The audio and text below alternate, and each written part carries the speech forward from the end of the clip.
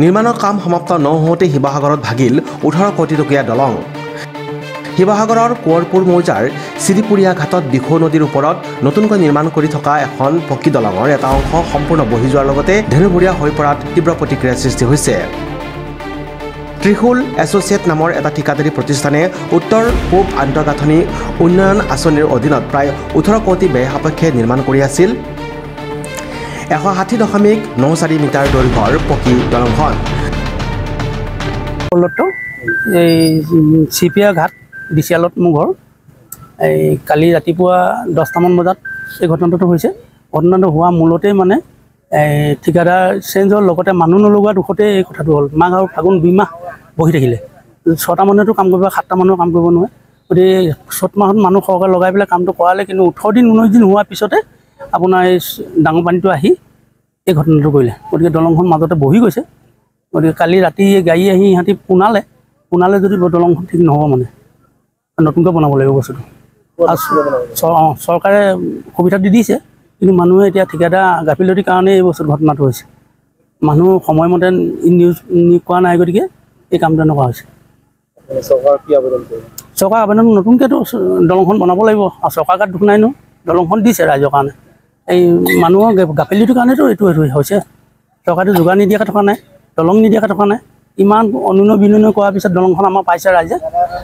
মোটামুটি 30খন গাঁৱৰ জনসাধাৰণৰ মাজত আপোনাৰ মিনিমাম 30খন গাঁও যাতায়াতৰ পথ, এইটো মেইন পথ, এইটো আমাৰ 30খন গাঁৱৰ যাতায়াতৰ পথ এইটো। গতিকে ইয়াৰ মাজত যদি বেয়া হৈ যায়, চৰকাৰেতো পুনৰ নিদিয়ে। গতিকে পুনৰ নিৰ্মাণটো নহয়। গতিকে যি হৈছে আকৌ নতুনকৈ নিৰ্মাণ কৰি বস্তুটো আমাক লাগে। নিৰ্মাণ কাৰ্য সম্পূৰ্ণ হ'বলৈ আৰু মাত্ৰ অলপ বাকী থকা অৱস্থাতে দলংখনৰ এটা মূৰ বহি যোৱাৰ লগতে ধেনুভৰীয়া হৈ পৰে।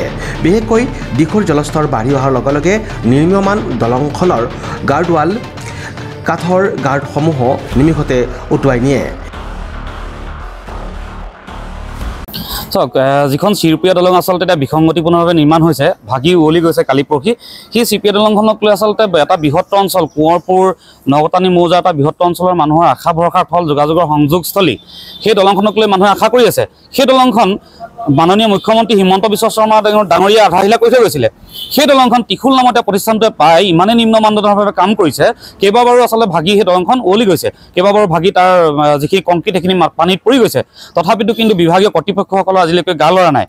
ইমান নিম্ন মানদণ্ডে কাম কৰা সেই ত্ৰিশূল নামৰ প্ৰতিষ্ঠানটোৰ ওপৰত আচলতে আমি বিভাগীয় তদন্তৰ ব্যৱস্থা কৰিব লাগে বুলি ভাবোঁ। আৰু যিসকল ইঞ্জিনিয়াৰ আছে, যিসকল বিষয়া আছে, তেখেতসকলৰ ওপৰত আচলতে দৃষ্টান্তমূলক শাস্তি হ'ব লাগে। কাৰণ এই দলংখন যদি এনেধৰণে নিৰ্মাণ হয়, তাৰ আয়ুস ৰেখাৰ ওপৰত আচলতে ভৱিষ্যতৰ প্ৰশ্ন উঠাৰ সম্ভাৱনা আছে। তেনেকুৱা বহুত ধৰণৰ আনুষংগিক কথা আহিছে। এনেকৈ দলংখন বনালে কিমান দিন যাব, এনেকুৱা কিছুমান কথা বহুত আহিছে। গতিকে এনেকুৱা কথাবিলাকক আচলতে আমি সমালোচনা কৰিছোঁ, সদৌ টাইমছ চেতনাই গৰিহণা দিছোঁ যে অতি সোনকালে দলংখনৰ নিৰ্মাণৰ লগত জড়িত প্ৰতিষ্ঠান, ইঞ্জিনিয়াৰ, বিষয়াসকলৰ ওপৰত তদন্ত হ'ব লাগে। পাৰিলে বেন কৰিব লাগে তেখেতসকলক। নতুন নিবিদা দি আচলতে সেই দলংখন এটা বহু বৃহত্তৰ অঞ্চলৰ আশা ভৰসাৰ স্থল, জনসংযোগৰ ৰেখাৰ স্থল, সেই দলংখনৰ নিৰ্মাণ কাৰ্য নতুন পাৰিলে কোনোবা বেলেগ প্ৰতিষ্ঠানক দি সেই দলংখনৰ উন্নত মানদণ্ডভাৱে নিৰ্মাণ কৰিব লাগে বুলি আমি ভাবোঁ।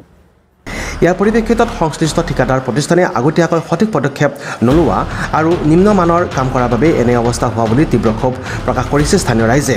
ইয়াৰ লগতে এই ঘটনাৰ উচিত তদন্তৰ দাবী জনাইছে ৰাইজে। চিৰিপুৰীয়াৰ পৰা আজানপীৰ দৰগাহলৈ সংযোগৰ যি স্থল আছিলে, এই দিখৌ নদীৰ আচলতে এখন দলং ডক্টৰ হিমন্ত বিশ্ব শৰ্মা ডাঙৰীয়াই, মুখ্যমন্ত্ৰী ডাঙৰীয়াই আচলতে এই অঞ্চলটোৰ বাবে এটা উপহাৰ আছিলে। কিন্তু দেখা গৈছে যে যি ত্ৰিশূল এণ্টাৰপ্ৰাইজ নামৰ প্ৰতিষ্ঠানটোৱে নিবিদা লাভ কৰিলে, ইয়াৰ পিছত তেওঁলোকে বনাই গৈছে, বাৰেপতি ভাগি গৈছে। যোৱা নিশাও ভাগি তলত গোটেই অংশটো তললৈ বহি গৈছিলে। কিন্তু বৰ্তমান ভেকুৱাম দি এই যি অংশ মানুহৰ ৰাইজৰ চকুত নপৰাকৈ পুনৰ তুলি দিছে।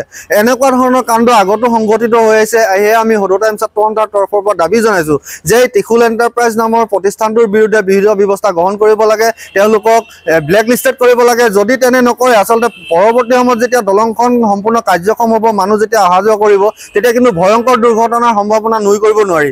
আৰু ইয়াৰ লগতে এই যি আপোনাৰ 2 নম্বৰী কাৰবাৰ কৰিছে, নিম্ন মানদণ্ডৰ কাম কৰাত যি হাত উজান দিছে, যি বিভাগীয় আচলতে বিষয়া কৰ্মচাৰী আছে, অভিযন্তা আছে, তেওঁলোকৰ বিৰুদ্ধে আচলতে আইনমূলক ব্যৱস্থা আৰু শাস্তিমূলক ব্যৱস্থা গ্ৰহণ কৰিব লাগে। এয়া আমি সদৌ টাইমছ তদন্তৰ তৰফৰ পৰা দাবী জনাইছোঁ।